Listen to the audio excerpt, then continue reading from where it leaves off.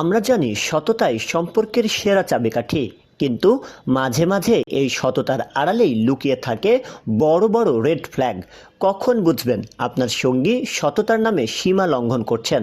সততা যখন বিষাক্ত হয়ে ওঠে। নিষ্ঠুর মন্তব্য, আমি তো সত্যি কথাই বলছি, এই দোহাই দিয়ে আপনার সাজগোজ, ক্যারিয়ার বা ব্যক্তিত্বকে তুচ্ছ তাচ্ছিল্য করা কোনোভাবেই সততা নয়।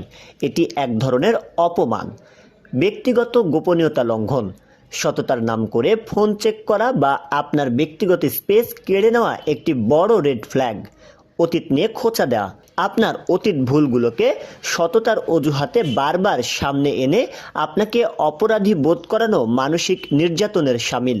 মনে রাখবেন, সুস্থ সম্পর্কের সততায় সহমর্মিতা থাকে, কিন্তু বিষাক্ত সম্পর্কের সততায় থাকে কেবল অহংকার।